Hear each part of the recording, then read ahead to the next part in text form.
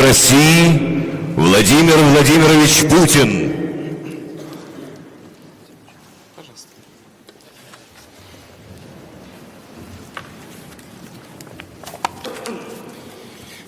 Добрый день, уважаемые коллеги. Государственность, тенденции ее развития.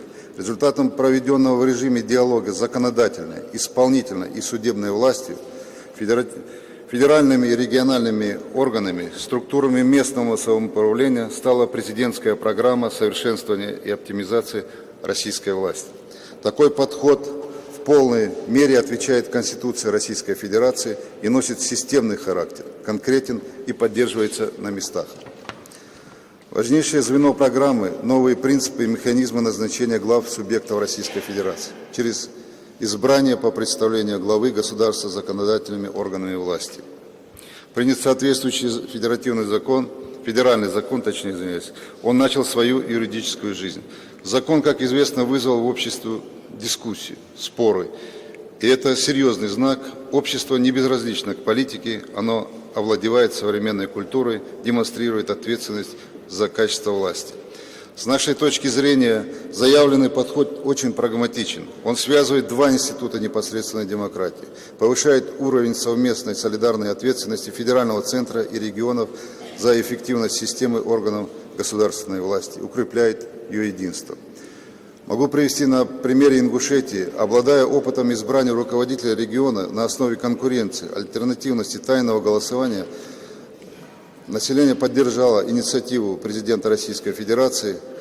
Оно увидело в возможность повышения авторитета власти, преодоления негативных страниц в избирательных технологиях.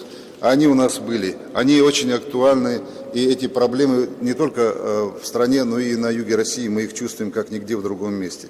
Так, к примеру, в 2 турах последних выборов президента Республики Ингушетия израсходовано более 12 миллионов рублей. Конечно, это не пример, но вместе с тем это тоже для нас очень важно. Наверное, значительная часть их могла быть использована и на другие цели. Результат самое главное. Результат – сильный регион, сильный федеральный центр и мощное и сильное демократическое государство. Мы совсем с вами недавно были свидетелями того, как в отдельных регионах, краях, областях регионами пользовались как личной собственностью, а до людей, до конкретных граждан не доходили руководители. Главное сегодня эффективная реализация закона. Это и прикладная идеологическая задача. От ее решения зависит эффективность современной власти и ее уважение людьми. Центр вопроса – подбор кадров, их соответствие высоким критериям права и нравственности, компетентности и ответственности. Вся процедура должна быть гласной, публичной. Личности, которые приходят на роль лидера региона, должны иметь иммунитет от сепаратизма, в том числе национального, конфессионального, быть сторонниками и партнерами президента Российской Федерации, проводить линию на реальный федерализм и регионализм. Их союзниками должны становиться как федеральные органы, представительства и работа которых на местах они теперь по законодательству обязаны координировать, так и местные органы власти. Особая роль отводится Общественной палате, которая призвана выполнять связь общества и власти, стать источником социальной информации и социального контроля. Убежден, что подобная структура должна быть создана и в каждом субъекте Российской Федерации. Хочу отметить, и хотелось бы особо отметить и остановиться на совершенствовании региональной политики в России. Мы, живущие в непростой, сложной обстановке на юге России, ощущаем необходимость перестройки межрегионального сотрудничества и партнерства. Это крайне важно как и для решения проблем региональной безопасности, борьбы с терроризмом, так и для достижения согласованных результатов в сфере экономики, культуры. Потенциал субъектов Российской Федерации должен раскрываться в рамках международной кооперации с административными единицами стран СНГ, Евросоюза, Совета Европы и так далее. Большая роль в этой связи принадлежит представителям президента в федеральных округах, структурам Министерства иностранных дел Российской Федерации, Совету Федерации и Государственной Думы. Считаю также целесообразным для учета особенностей Северокавказского региона и более четкой координации между федеральными и региональными органами власти учредить в Южном федеральном округе отделение Министерства регионального развития Российской Федерации. Кроме того, желательно ввести в практику привлечения национальных кадров к работе в центральных федеральных органов государственной власти. И наоборот, системный характер должно получить привлечение своего рода стажировка работников центрального звена исполнительной власти к деятельности местных органов. От такого подхода административный и управленческий выигрыш налицо.